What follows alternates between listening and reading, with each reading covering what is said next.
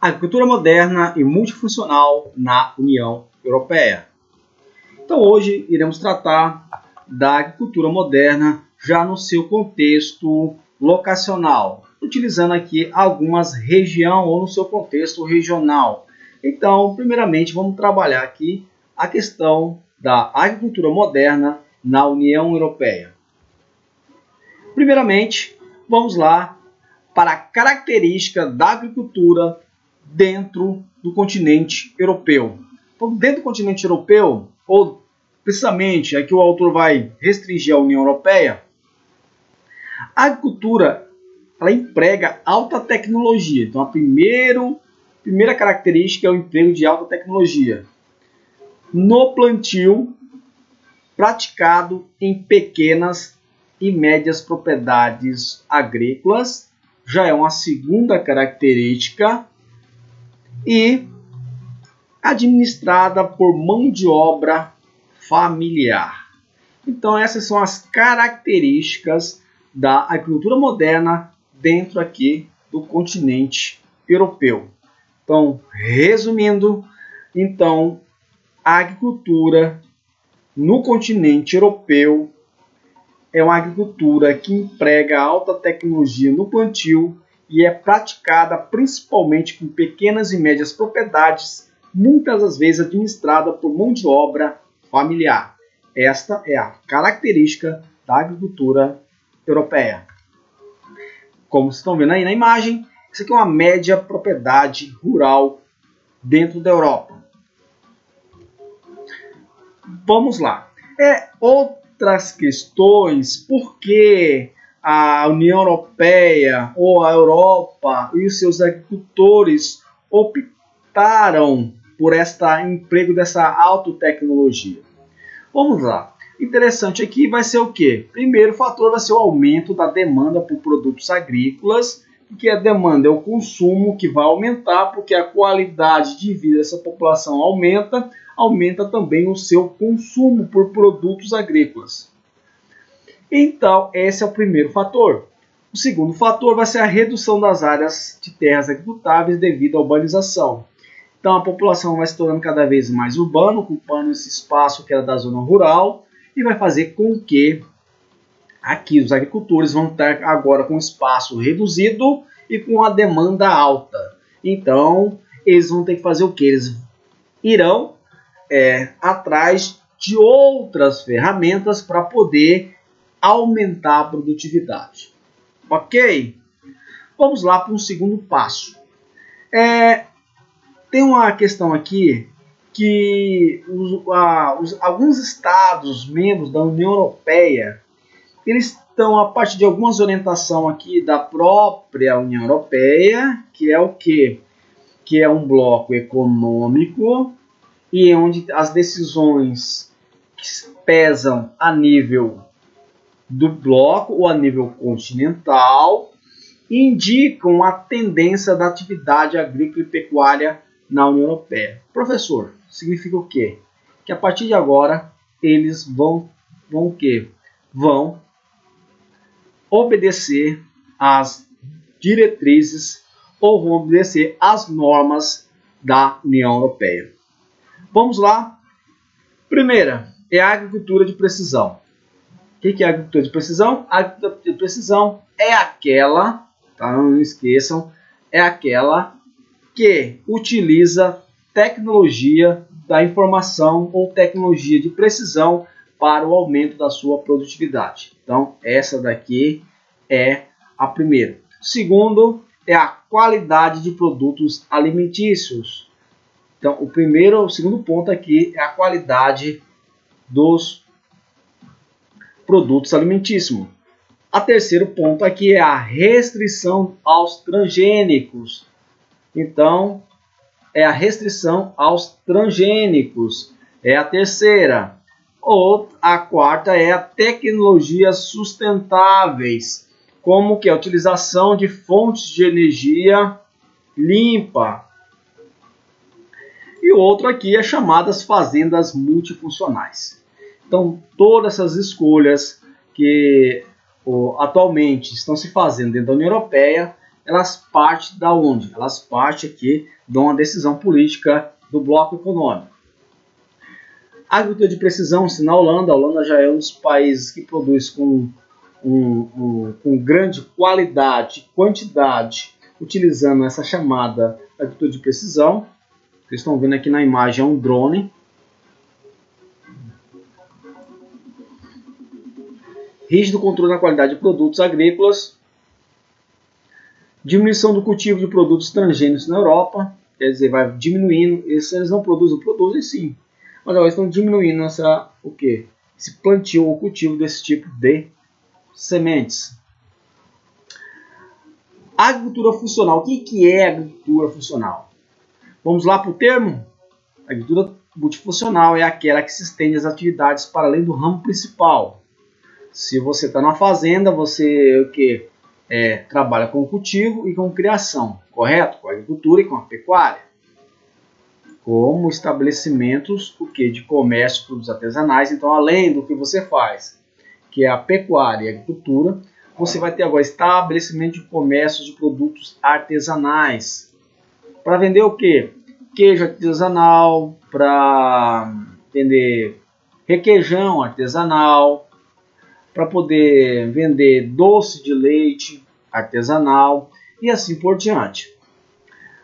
Instalações para turismo rural ou de centros de educação para atividades de campo.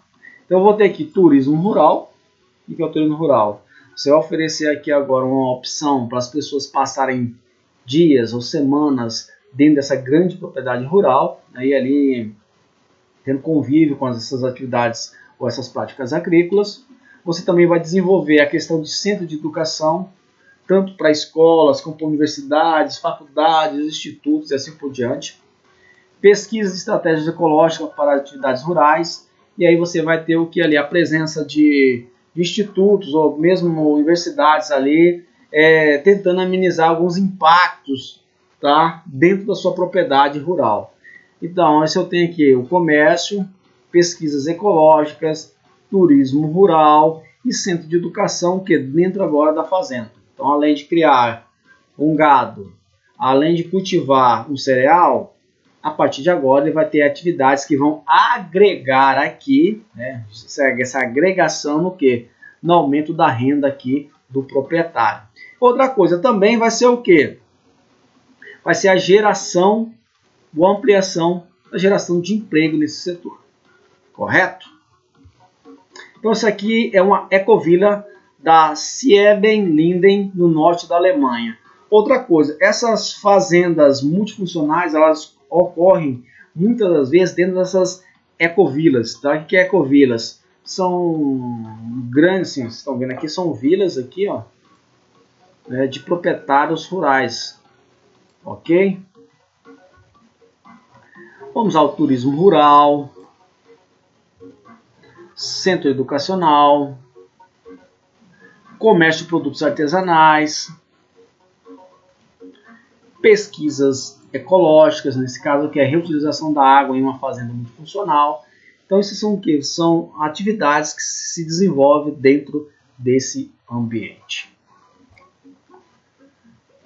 Vamos lá, alguns destaques da produção agropecuária na maioria dos países da União Europeia. Olha lá, quais são os setores de destaque? O laticínio, cereais, oleaginosas, suínos e aves.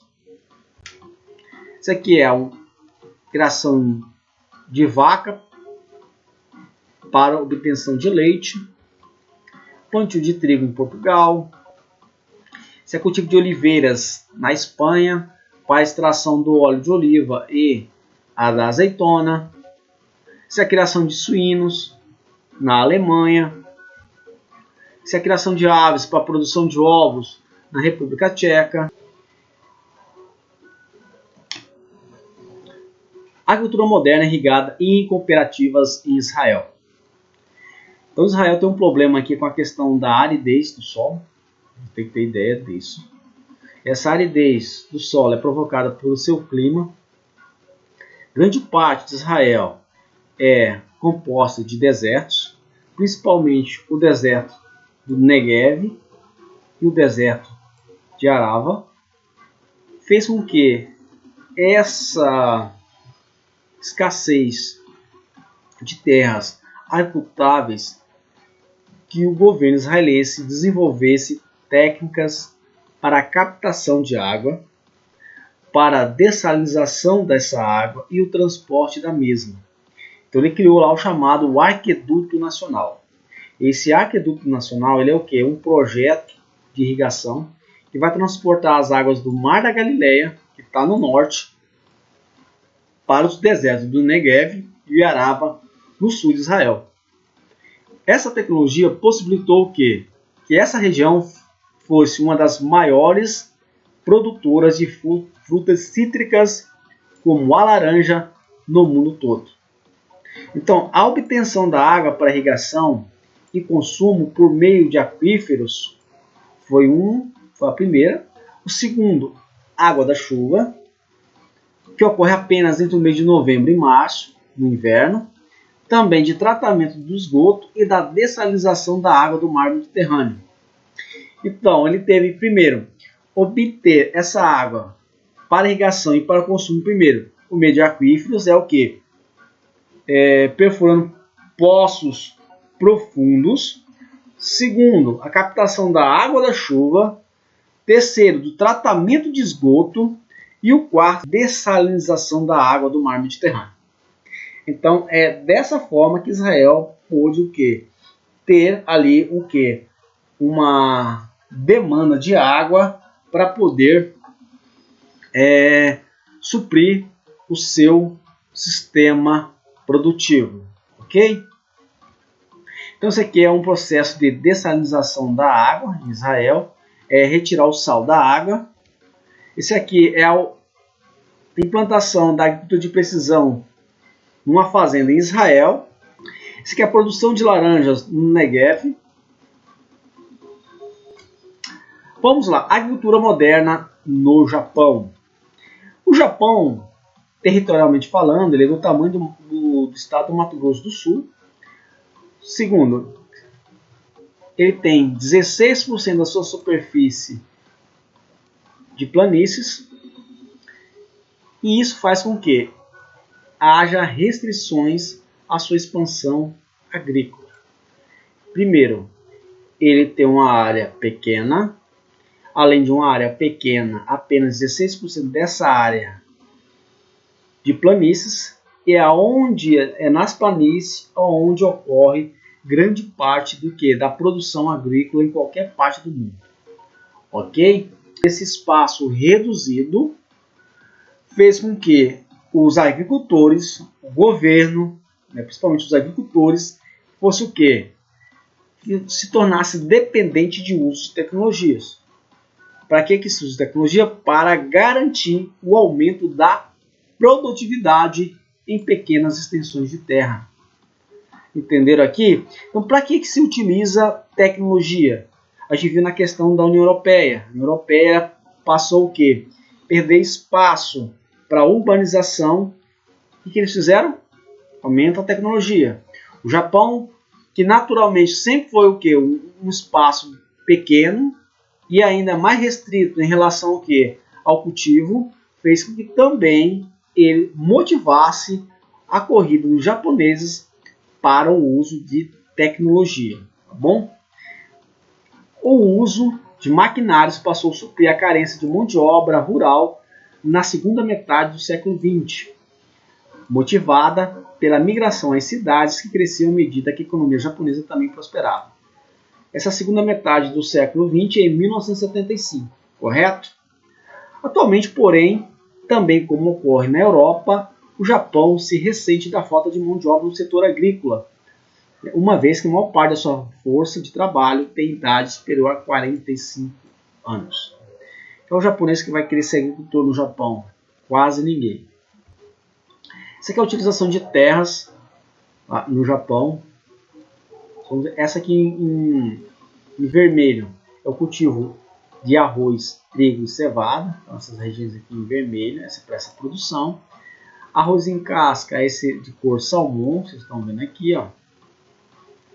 Essa daqui amarelada é principalmente trigo, cevada e aveia.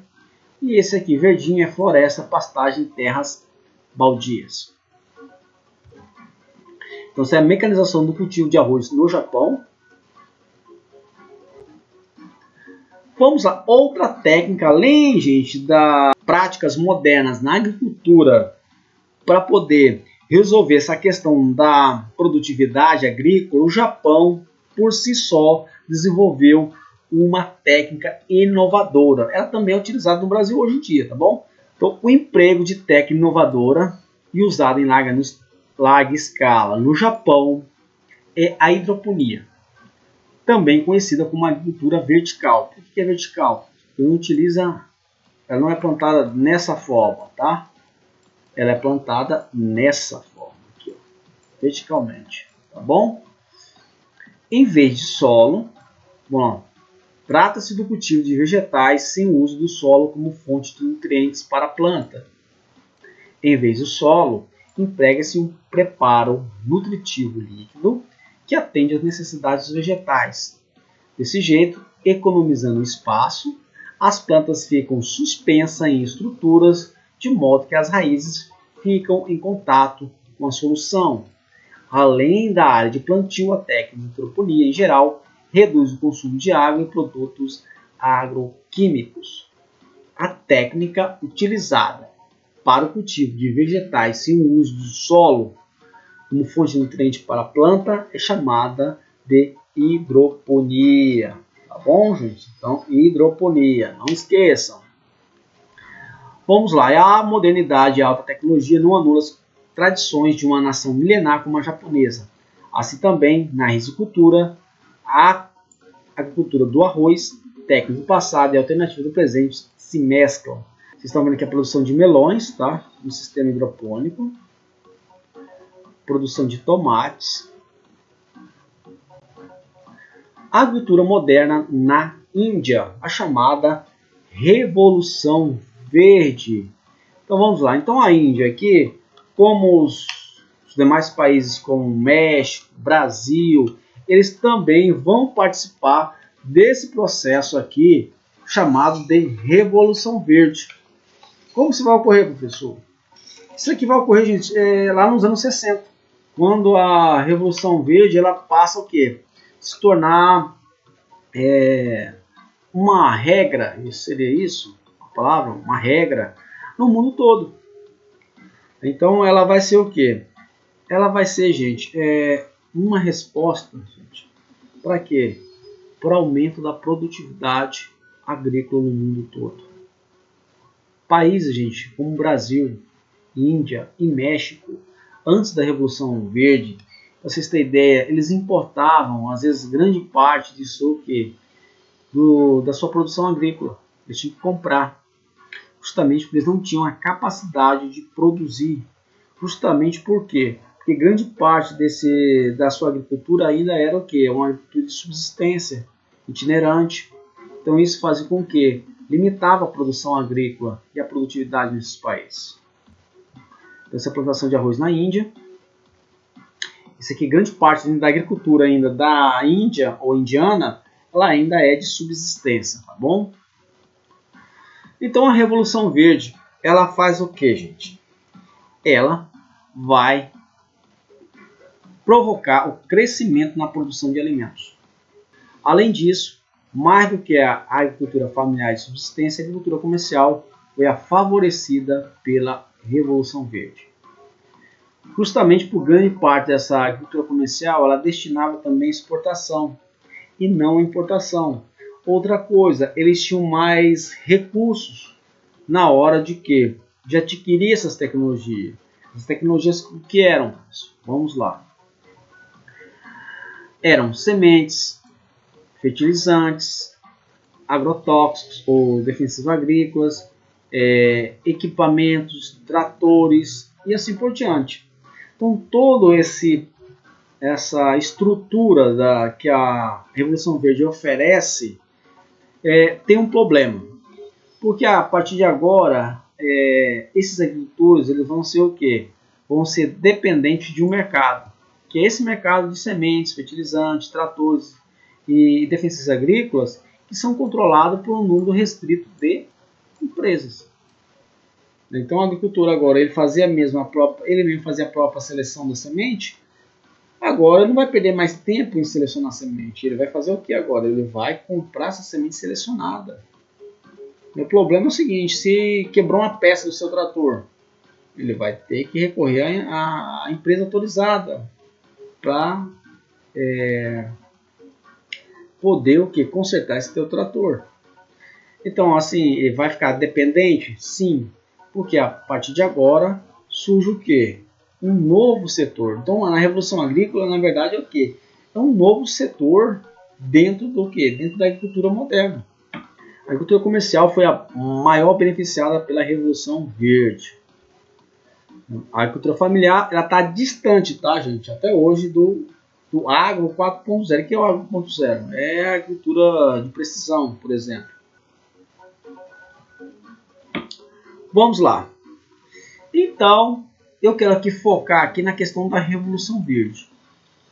Então, a gente aqui pegando aqui esse texto, e que ele diz: então, após a Segunda Guerra Mundial, a agricultura passou a empregar uma série de novas técnicas para auxiliar na fertilização do solo e no combate às pragas. Associada à crescente mecanização das lavouras, essas técnicas possibilitaram um expressivo aumento da produtividade. Em virtude do impacto que teve na agricultura em nível global, na década de 60, tal processo foi chamado de Revolução Verde. Então, o que seria a Revolução Verde? É quando essas novas técnicas vão o quê? Possibilitar o aumento expressivo da produtividade agrícola. Então vai ser o que lá? Tratores, fertilizantes, defensivos agrícolas, seleção de semente, vão ajudar no aumento da produtividade. Atualmente, de acordo com a FAO, o número de pessoas afetadas pela fome é elevado. Ele afeta de 1 a cada 9 pessoas no mundo. E quais são os fatores que estão provocando a fome? Primeiro, aumento do preço dos alimentos. Segundo, crises econômicas e políticas. 13, graves conflitos. E o quarto aqui é mudanças climáticas.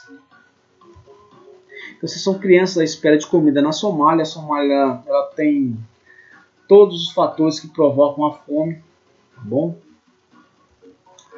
Vamos lá.